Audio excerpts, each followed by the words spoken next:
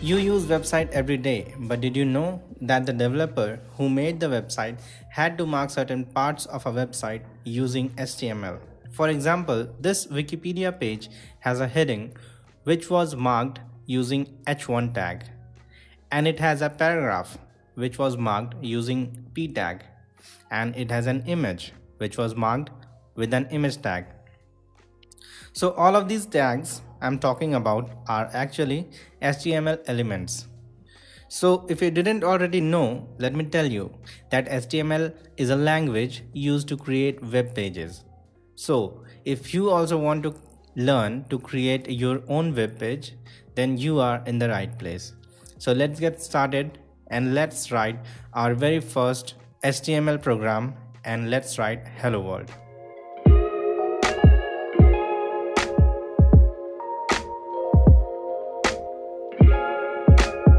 Actually, writing hello world in HTML is very simple. Just select a folder where you want to save your HTML file. Right click, create a notepad file or text file. Name it whatever you want, but just change the extension from .txt to .html. Now open the file in notepad and write some codes as I'm writing. So what I'm doing is I'm creating an h1 tag and I'm putting my heading inside this tag. This symbol less than and a special keyword h1 and then the sign greater than is actually an HTML element used for creating headings in a web page. So don't get scared with these symbols and the keyword h1. Just type in your notepad as I am doing and save it. And here you have your very first hello world program in HTML within just 3 minutes. You have created your very first own web page. Now it's time to test it. So let's open it in a web browser and see what is the output of this HTML script. And voila! Now as you can see that your very first website has been created now and it's saying hello world. Now that you have become a web developer, now go and change the world and become a billionaire. Just kidding. So now that you have learned to create a web page from scratch, now let's dive deep into the topic of learning HTML in detail. So before we move on, I want you to install a code editor. It is called Visual Studio Code. It is made by Microsoft. So go to Google and search for it and you will find this website. When you come to this website, you'll get this download button. Click on it and download the installer. Install it on your PC or MacBook, whatever you use. And once you have downloaded it, we are good to go. What is the purpose of this Visual Studio Code? This is actually nothing but a text editor, but specially designed for typing codes. It highlights some syntaxes of our codes so that it becomes very much easy for us to read the code. You can use any other code editor if you want to, but in my case I'm going to use Visual Studio Code. So once you have installed it, open the folder where you created your very first HTML page, and in the empty space right click, and since I have installed Visual Studio Code, I'm getting this option of open with code. So I'll click on it and the whole folder will open up in VS Code. So if you also see a blank space like this in your VS Code, just click on this icon. It is for Explorer. And now, as you can see, the folder HTML is now open in my VS Code. And here we will see list of all of the files which resides in this HTML folder. So currently it has index.html. Click on it. And now you can see there is the code which we wrote. But at this time, since we are using VS Code, it is showing our code in a very pretty fashion. So as you can see very clearly now that a code editor makes it very easy for us to read the code. Okay, one more thing I want you to do is I want you to install live server. So to install the extension live server, click on files and go to preferences and then on extensions. Here in the search bar, search for live server. Click on the search result and now you can see this is the detail page of live server. It has been created by Ritvik Day, and here I have the button which is currently saying uninstall because I already have installed it. In your case you will see an install button over here, so click on it and install it. So why am I telling you to install this live server? See what happens in a real world scenario when we type address of any website in our web browser sends request to the website's server. Like if we take example of youtube.com, when we type youtube.com, our web browser sends a request to YouTube server and the server sends us some response in the form of code like HTML, CSS and JavaScript, and these codes are decoded by our web browser and we see this beautiful page.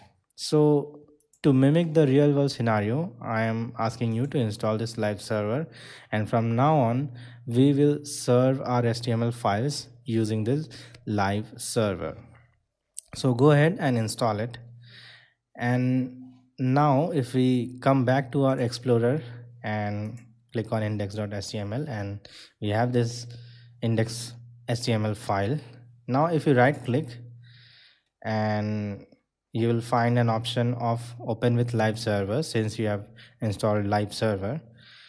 If you click it, your default web browser will open up and you will see your hello world once again. But this time there is something different. If you look closely to the address bar on the web browser, you will see that this time we've got some numbers here. So what are these numbers? This number 127.0.0.1 is actually the IP address of our local server, and then there is a colon, and then there's a number 5500. 5500 is actually the port which the live server is using to serve this file. And at last we've got the name of our file index.html. So we are no longer accessing our file directly. Actually this file is now being served up using the live server. Now if you right click on the web page and go to view page source, you will see the exact code which we typed in the beginning. So now maybe you can understand how actually a website is run. The server sends the HTML file to the browser, and browser decodes the HTML and shows us text and images and all that. So now you might ask me, Prem, how did you come to know that we should use this keyword h1? If you go to Google and search for all of the HTML tags or all of the HTML element, you will get a list. So let me go ahead and search for the list of all of the HTML elements. And here you will see the first link from w3schools.com, which is a very good source to learn about HTML. And now you will find this huge list of all of the HTML elements, but don't worry, you don't need to memorize all of this. If you start coding, if you start making web pages, all of the useful elements will become part and parcel of your coding life. Before we move on, let me explain this h1 tag a little bit. This h1 element is actually, by the way, I'm switching between the word tag and element, so don't get confused. The tag and elements are the same things. So this h1 element is actually used for describing heading in a web page. If you hover over the keyword h1 and stay there for a while, you will get this pop-up from Visual Studio Code, and it will give a link of MDN reference. So click on it. A web page will open from developer.mozilla.org, and it is very helpful to understand about all of the HTML elements and what they are used for. As you can see here, it is written the h1 to h6 elements represents 6 level of section headings. H1 is the highest section level and h6 is the lowest. So what does it mean? Let's scroll down a little and copy these codes. Now let's come back to our Visual Studio Code and replace this with copied code. So h1 is heading level 1, h2 is heading level 2, and so on. So now let's press Ctrl plus S to save the file and right click, and once again click on open with live server. Now since I have zoomed in a lot, let me go back to the previous size of 100%. Now as you can see, the level 1 heading is biggest one and it is the boldest one, and h2 is a bit smaller, h3 is a bit smaller, and so on. So now you might have guessed that these tags are used for defining headings of different priority. H1 is actually used for indicating the main prominent heading, and the second priority will be given to h2, then to s3, and so on. Now let's select all and delete it. Now there is another tag which is used for defining paragraph in a web page. So that is less than p and greater than. And since we are using a code editor, it is auto completing our tags. So it is a good thing. Now we can type any paragraph in between these p tags. So VS Code gives us a way of creating dummy text. So for that I will type lorem, and then I will type the number of words which I want to be written over here. So I will write 50 and then I'll press tab. And now VS Code has auto generated some text, and these text are actually 50 words long. So now let's save it, and once again right click and open with live server. And now you can see that we've got this paragraph in our web page. Okay, I think by now you've got a general idea of what an HTML element is. So now it's time to learn how to write HTML code to create a web page in the real world. So for that we will use HTML's boilerplate code. So I'll type an exclamation mark on my VS Code and then I'll press tab, and VS Code will auto generate some HTML elements in our web page, which is actually a boilerplate code which we type before creating any HTML page. So what are these HTML tags saying? Let me explain one by one. The first line is saying doc type. Actually, here we are declaring the document type of the document which we are currently in, meaning this document. This doc type is actually of HTML5 type. In the previous version of HTML, we had to define versions HTML2, 1 or whatever. But since HTML5, we don't need to type all of these. We just need to type doc type and then HTML. And the browser will understand that it is written in HTML5. The second tag we have got is HTML tag. And all of the HTML elements will reside inside this HTML tag, as you can see over here. Now we've got two sections, a head section and a body section. In the head section we type all of the things which are related to machines, which are required for machines like your browser or a search bot like Google. So the first element in heading section is a meta tag which is used for defining character set. In a web page we use a lot of characters. Here we are mentioning to our browser that all of the characters which we are using are defined in UTF-8. So if you are not understanding what we have written in our web page, go and look into the UTF-8 character set. If you are very much interested in learning about what are these character set UTF-8 and HTTP equivalent or this attribute name, I will suggest that you copy these texts and paste it on Google and do some research. But for now, I'm not going to explain all of these meta tags. The next element which is useful for us is this title tag. So once again, click on MDN reference, and it is saying the title HTML defines the document's title that is shown on web browser's title bar or the page tab. So let's go ahead and type something over here like my first HTML. Now save it and let's open it using live server. And now you will see nothing in the web page because we have not actually written anything inside bodies tag, but we wrote a title on head section. So the title which we typed is actually appearing over here, my first HTML page. So title is used for writing title. Okay. Now it's time to learn about body tag. The body HTML element represents a content of an HTML document.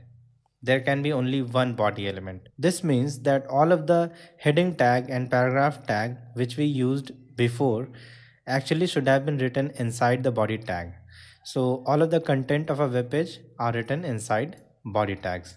So let's rewrite the previous heading and the paragraph in the correct way. But before we do that, let me readjust the windows so that you can see clearly the output and the coding of HTML page. Okay, now it's good. So in a real working web page, we should write all of the contents like heading and paragraphs inside the body tag. So let's quickly write a heading. Now if you press Ctrl+S to save the file, you will see that live server is automatically updating the content of the page. So it's a good thing. Now let's write a paragraph. This is how we will put all of the elements that are used for writing content on a web page inside the body tag. And now let's learn how to write comment in a HTML document. So you might ask, what is comment? So comments are actually human readable text messages which are written inside a code, but it is ignored by the interpreter or the compiler. So to write a comment, we will type less than, then we'll give an exclamation mark, then we'll give two dashes, and VS Code will automatically generate the closing tag. So this part is the opening tag for comment and this part is closing tag for the comment. So whatever we write within these two opening and closing tags will be considered as comment, and if we save the file, you will see this word is not being reflected on the web page. So this is how we write comment. Now let's learn about some of the text formatting elements. Imagine that you want to show some text bold in your web page. How can you do that? To serve that purpose, we've got two different elements. First one is B element and second one is strong element. So first let's have a look at B element. So this is how B tag looks. Now let's write something inside this. And now let's save it. Now as you can see, this line is looking bold. Now let's have a look at another tag which serves the same purpose, and that is the strong tag or strong element. Let's write some content inside it and let's save it. Now as you can see, both the B element and the strong element making its content bold. But what is the difference between both of these tags? It is true that the appearance of the content of both of these elements are identical, but the B element is only changing the appearance of this line. But the strong element is not only changing the appearance, but it also indicating to the browser or any web crawler that this content is important. So B element is, in simple words, just changing the appearance of the text, but it is not adding any meaning, or it is not indicating any meaning to the browser or to the web crawler like Google. There is one more thing. As you can see, both of these sentences are appearing on the same line. What if we want a line break here? For that, we need to use another tag, and that is BR tag or the line break tag. And this is how we write it. Now let's save it. Now as you can see that both of these lines are appearing on different lines. Okay, so now you have learned how to make your text bold. What about italic? How can you make your content italic? So for that, again, we've got two elements. First one is I element. Now let's save the file. As you can see, This line is italic, but it is appearing on the same line. So let's add a line break. Now as you can see, the I tag can be used for making its content look italic. There is another tag which serves the same purpose, and that is em. Let me again add a line break. Let me add two line break. Now as you can see, the I element and the em element, both of them are making the text italic. But what is the difference between these two? Just like B and strong tag, the I tag is only changing the appearance of its content, but the em tag or em element is indicating the browser or a web crawler that this content is something where we need to emphasize. Now it's time to learn about lists. So there are mainly two types of lists used in HTML, and the first one is ordered list and the second one is unordered list. So to create an ordered list, we need an element called OL element. The OL HTML element represents an ordered list of items, typically rendered as a numbered list. So we have created an OL element, but inside the opening and closing tag, we need to add items. So to indicate items of an ordered list, we need to use another HTML element, and that is li element. The li HTML element is used to represent an item in a list, and it must be contained in a parent element as ordered list or unordered list. So let's imagine that I am trying to make a list of most popular programming languages.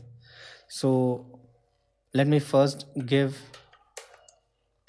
a heading. I'm gonna give first place to Python. Now to create another item, we are again going to use li element, and the second item will be JavaScript, and the third item will be Java. Let's save it. And now as you can see, the list is appearing as a numbered list. So if I change the order of these items, the numbers will also get changed in the web page. So this is how we create an ordered list.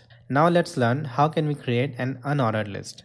To create an unordered list, we need to use an HTML element called the UL element, and the UL element represents a list of items where the order of the items is not important. Now again, to define the list item, we will use li elements, just like we used li elements to represent item in the OL list or ordered list. So in this case, let's imagine that we are writing a list of some popular front-end frameworks.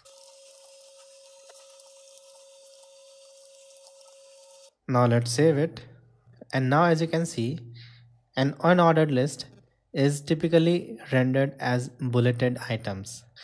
I forgot to put this sentence inside a heading tag.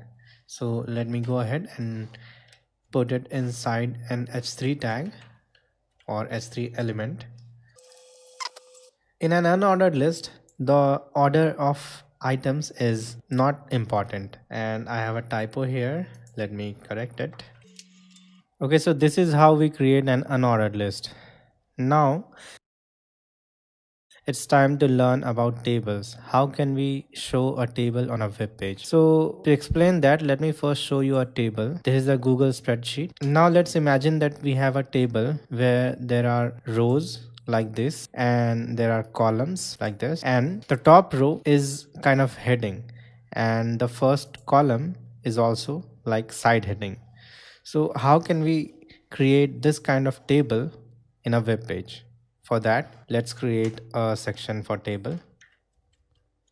To create a table, we have table element. So let's create it. The table HTML element represents tabular data, that is information presented in a two-dimensional table comprised of rows and columns of cells containing data.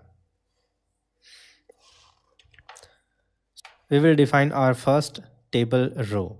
So for that, we are going to use tr element. Tr element stands for table row. And in this table row, we are going to create table headers or heading like this row. All of the content of these rows are bold, denoting that these are headings of the table. So similarly, in the first row, we are going to create the table header. So for that, we have th element, th for table header. The first header is going to be fruit's name. The second header is going to be rate, third one quantity, and fourth one total. Now if we press Ctrl plus S and save it and come back to our HTML, you can see these items: fruit name, rate, quantity, and total. But there's just one row. Let's create one more row. So again, we are going to use tr element. In the second row, I again need to insert first item as a heading to make it look bold, like this: mango, banana, and apple. So first item will again be a th element.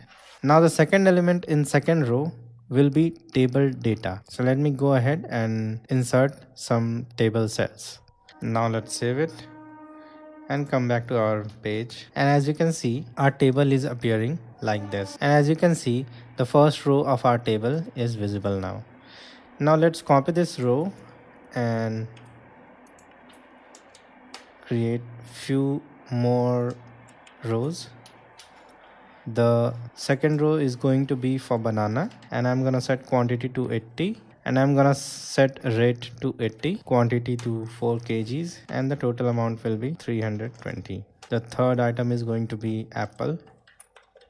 Rate is going to be 150, quantity 2, and amount is 300. Now let's save it. Now as you can see, our table is created. Now if we hover over the table header and click on this MDN reference link, we will see some details about the table header element. So table header HTML element defines a cell as a header of a group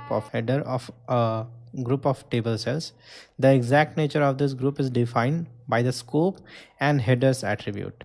Now what is scope and headers attribute? If you look at the example shown here, you can see they've got some extra things written over here, like scope equal to call.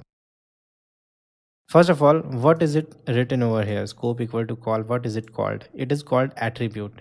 So now what is attribute? And if we Google this question, what is HTML attributes, we will get first link of W3 schools. And as it is written over here, HTML attributes provide additional information about HTML elements. So this means this word scope equal to column is providing some extra detail about the HTML element th. What information is it providing? It is telling us that this element is a column. And if we look in the second row, here it is written scope equal to row. So let's jump back to our code and let's define scope, and I'll put value of scope equal to column, and I'm gonna insert this attribute in each of the th element of first row. This attribute scope equal to col is defining that this element th element is actually column of the table. So if we save our HTML file, you will see no difference in the appearance of table on web page. So do we need to define this scope equal to col? And the answer is yes, we need to define it. If we want a valid HTML on our page, then we need to define it. Now here in this table header element, I'm going to call this scope as row, since this row is for mango. And let's do the same for each remaining table headers. Let's save it. And now our table is written in valid HTML. So this is how we create tables. But our table on our web page is not looking like the table on the Google spreadsheet, or at least there is no border for each of the cells. So how can we add borders? For that, we need to learn a little bit of styling. How can we style an HTML element? So to give border to each of the cells of our table, we need to use another HTML element, and that is style element. And style element is not written inside body element, since body is made for writing content of a web page. So where do we write style element? We will create style element inside head element over here. So let's create a new style element. The style element allows authors to embed style information in their document. The style element is one of several inputs to the styling process model. The element does not represent content for the user. So how can we change the style of our web page using the style tag? So let's start with something small. We know that each of the items of our table are inside either th element or inside td element. So to give style to the td or th element, we will write the element name th and then we'll give it a style.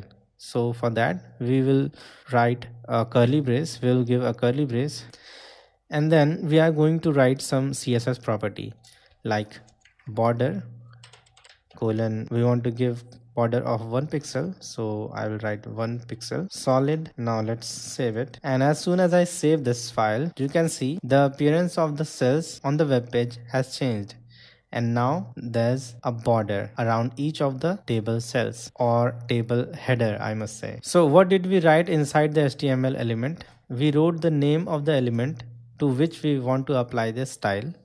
Then we created a block using curly braces, and in between our curly braces we wrote some styling.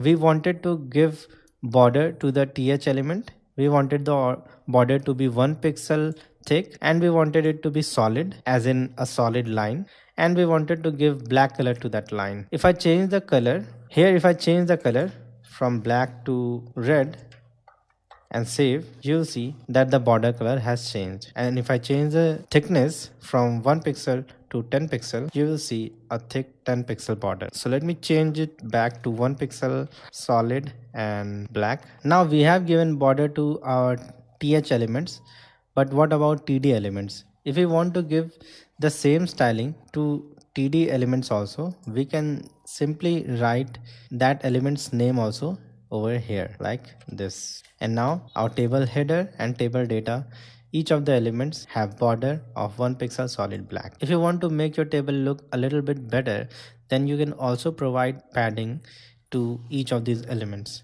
So for that I'm going to type a keyword padding, and then I'm gonna set its value to 5 pixels. This line will provide 5 pixel padding around th and td element. So let's save it, and now as you can see, it has created 5 pixel space around the element, and this is why it's looking a little bit better. Since this is not a video about CSS, I'm not going deep into the topic of styling. So this is how we use style element for styling different elements of our web page. But generally speaking, we use style tags very rarely in the real world scenario. For styling a web page, we use a separate file, a separate CSS file or a style sheet where we write all of the codes related to styling a web page, and that part is called CSS. But since with this style element, we can change the styling of our page inside the HTML document. That is why I showed you how can you do that. Now let's move on. Now next topic which we are going to cover is hyperlink. So far we have learned different methods of writing content on our web page, and one of the method is using p tag or the paragraph tag for writing a line like this one.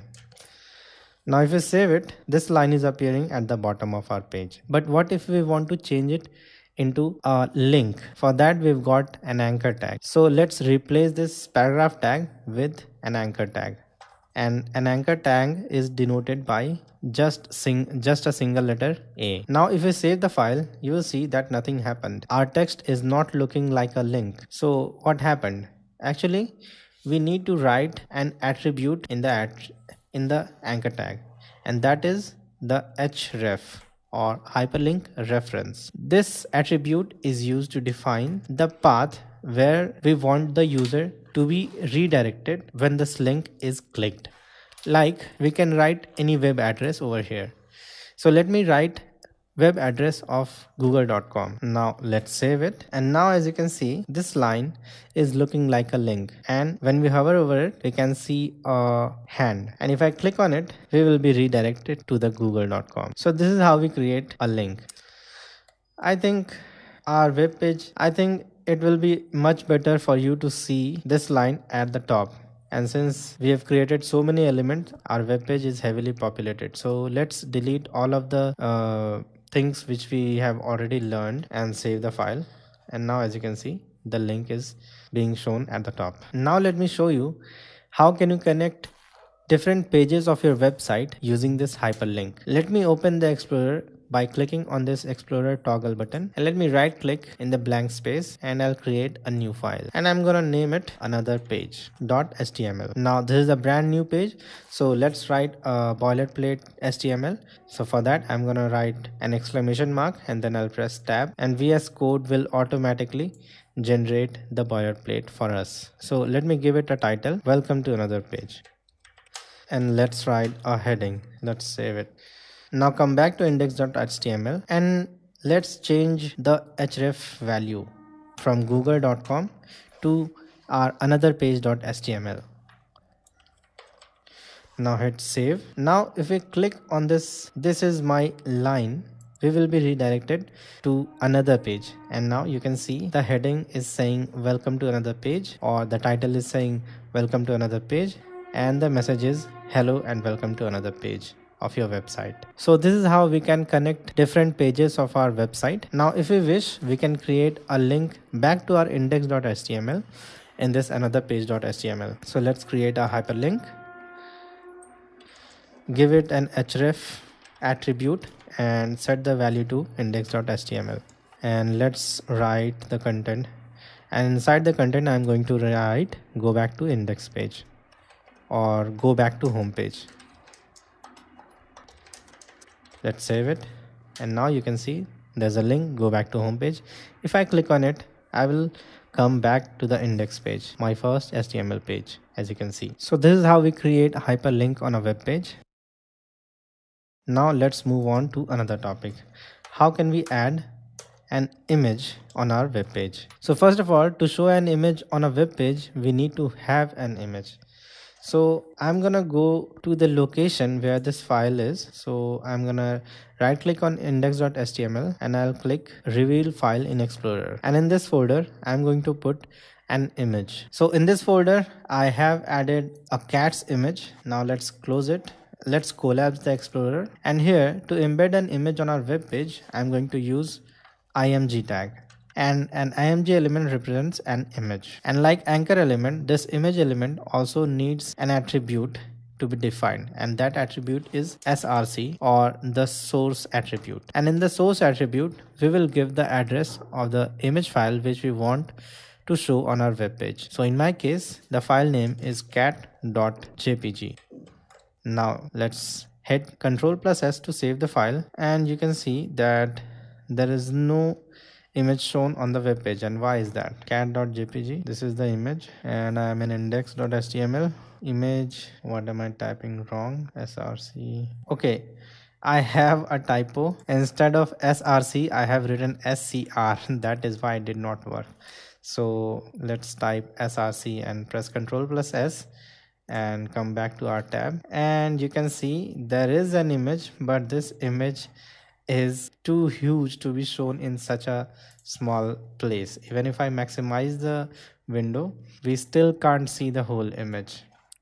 So how to solve this problem? So once again we are going to use style tag, and we are going to style our element, and this time the element which we are going to style is the img element. And let's type an opening and closing curly braces, and in between the curly braces I'm going to type width, then I'll give a semicolon, and I'm gonna set the value to 100%, and at the end of the line I'm gonna give a semicolon. Let's press Ctrl+S, and now we are able to see the whole image, or 100% of the image. If I maximize the window, now you see that the photo is taking 100% of our window. So this is what this css property width does. Here, since we have written that width has to be 100%, that's why this image is taking 100% of our window. So this is how we can embed an image on a web page. We can also set this width in pixels, like if I set the width to be 200 pixels, let's save it. Now you can see that the image has become quite small, but bear in mind that this image is not actually resized. The browser is downloading the actual file and it is just showing it in smaller size, but it is not reducing the file size, or in other words it's not changing its kilobytes or megabytes, whatever is the size of this file. Okay, it's just changing the look of the file. So let me change it back to 100%, and save the file. Now in an image tag, we also need to provide another attribute, and that is the alt attribute or the alternative attribute. And here I'm gonna write an image of a cat. Now what is this alt attribute? If you hover over this, VS Code will tell you about it. This attribute defines an alternative text description of image. So let's imagine for some reason your website was running through a web server, meaning your website was live, and for some reason the web browser was not able to load this file. So what will the browser show? It will show this text, an image of a cat. So this is an alternative text which is going to be used in case if your image is not loaded. Now let me show you an interesting thing. What if you want to make your image to act like an anchor or a link? How can you do that? For that, you just need to wrap your image element inside an anchor tag. So let me do that. We are gonna put our image inside the anchor tags, and I'm gonna set the href to another page. Now if you hover over the image, you will see that our cursor is changing to a hand symbol, and this is indicating that this image is a link. So if you click it, the image is acting just like an anchor tag, and it is redirecting us to another page. Now let's click on this link, go back to home page. So this is how you can make an image behave like a hyperlink. And in fact, you can make any element behave like a hyperlink if you put it inside an anchor tag. So for example, let me write a heading. Now if we encapsulate this h1 tag inside an anchor tag, it should behave like a hyperlink. Now if I save this file, we can see we've got this heading, and this heading is a link now, or is a hyperlink now. If I click on it, we will be redirected to google.com. So let's go back to our website. Let's clean all of this. Let's learn how can we embed a video in a web page. For that, we are going to use video element. Let me give a comment. Now inside the video element, we need to use another element called source element, which will define the source of our video. So let's create a source element. Now the source element needs an attribute, and that is src attribute. And here we are going to write the path or location of the video which we are going to use to show onto our web page. And inside double quote, I am gonna type the name of the video file. But before that, I need to have that video file inside the folder where I'm coding. So for that, let me quickly open the folder. I'm going to click reveal in file explorer, and inside this folder, I'm going to put a video which I had downloaded earlier from pixels.com. So let me copy this video and I'll come back to my folder. I cut the file from somewhere else and pasted it over here. And just for the sake of simplicity, I'm going to rename it, and I'm going to call it ocean.mp4. Now let's come back to our code. And in the src attribute, I'm going to give path of my ocean.mp4 file. So let me type ocean. Now let's save it. As you can see, just like when we embedded an image onto our web page, the whole image was too large to be shown on the web page.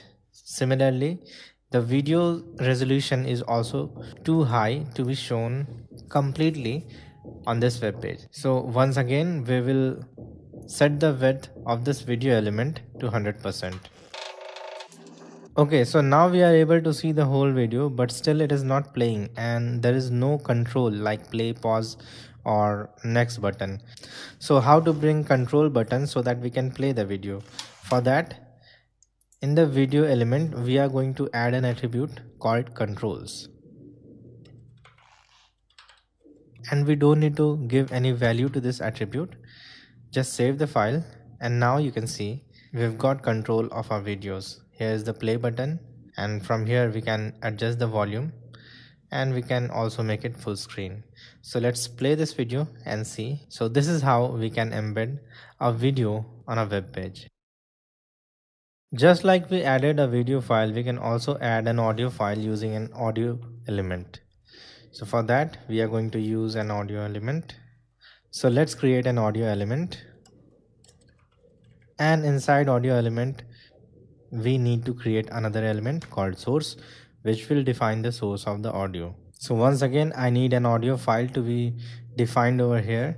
So I'll again magically come to my project folder, and here I'm going to copy paste an audio file, and I'll rename it the audio file just for the sake of simplicity. Now in the src attribute, I'm gonna give file name, and in the audio element I will create controls attributes so that we have control buttons like play, pause. Let's save it, and now as you can see, just below our video element we've got our audio, and we've got a simple basic audio player. If I play it, the audio will play. You cannot hear the audio because I have intentionally recorded a blank audio. So let me pause it. So this is how you can embed an audio or video in a web page. Now let's clean all of this. And now let's talk about some of the container element. Actually, there are many different container elements, but the ones which we are going to use very frequently are div and spans. In fact, you will use div in almost every web page. So let me create a div element. Now if I save the file, you will see no content in the page. Let me come inside the style tag and delete all of these CSS, and let's define styling for div. I'm gonna give it a border of 1 pixel solid black. Now let's save the file, and you will see 1 pixel solid border is appearing around an empty space. So let's write some content inside this div. Let me create a heading element and a paragraph element. Now if I save the file, you will clearly see the border of the div. So this border is actually showing us the height and width of the div. If we hover over this, VS Code will tell us that div element has no spatial meaning at all. It represents a children. It can be used to class, lang, and title attribute to mark something semantic common to the group of consecutive elements. So by giving border to the div element, I wanted to show you that div is a container element. It holds all of the elements which resides inside it. This is generally used for grouping some element, and in future you will find many uses of this div element. Now let's talk about another container element, and that is span element. And span element is generally used for styling purposes. For example, let's imagine that I am writing a paragraph where I'm writing name of all of the ingredients used in preparing or making a tea. So I will write sentence something like this. To make tea, we need chai leaves, sugar, and water. So now if I save the file, you will see the plain sentence like this. But what if I want this word chai leaf, sugar, and water to be appeared in different color? For that, I'm gonna wrap these words inside a span element. So let's quickly do that.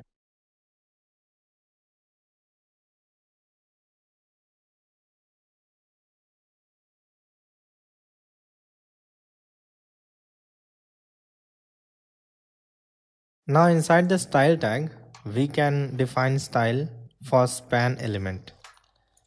So let's go ahead and do that and give it a color red.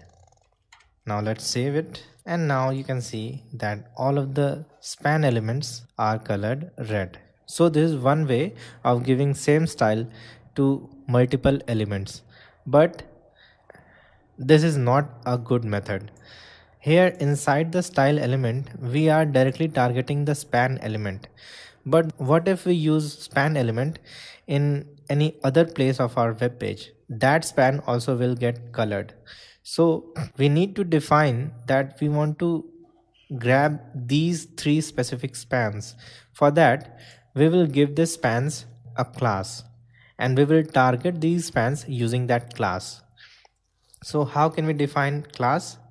For that, we will use the class attribute. So class is a special keyword in HTML and we are going to set this equal to any word by which we will identify these elements. So I'm gonna give it name of ingredients, and let's add this same class to all the other spans where we want to change the color. And bear in mind that we always give attribute, or we always write attribute on the opening tags of any HTML element. Now here, instead of writing span, I will type the name of the class, and the name of the class is ingredients. So there is a specific method of defining a class in the style sheet. Now in the style element where we are targeting the span element, instead of this span, we will replace this word with dot and then the class name, and in our case the class name is ingredients. Here, by typing a dot before a class name, we are telling our web browser that we want to select all of the element which has class ingredients. If we remove this dot, it will not work. So we need to type a dot over here so that the browser knows that we want to select ingredient class elements. So let's save it and you will see no difference in the output, since all of the elements which has class set to ingredients are colored red. If you want to cross check, you can change this color from red to green, and let's save it and see the color is changed. Let me change it to blue. Now this is looking good. Okay, so if you have reached this far, then I will give a pat on your back. You are a determined person and you want to learn about web development. So congratulations to you that you have learned basics of HTML. Now the next step is to learn about semantic HTML. What are semantic HTML? For that, you will have to wait for the next video, or maybe by that time you'll be watching this video, I will have uploaded that video already. So thank you for your time, and if you want to connect with me, you can do so by following my Facebook page, by following me on Twitter, by following me on Instagram, and I am also in LinkedIn, so you can connect with me via LinkedIn also. If you liked this video, then please hit the like button. It helps YouTube identify this video as a useful one. Share this video with those who want to learn HTML, and subscribe to my channel if you want to learn about web development and about 3D, Blender and all that good stuff. Thank you for your time.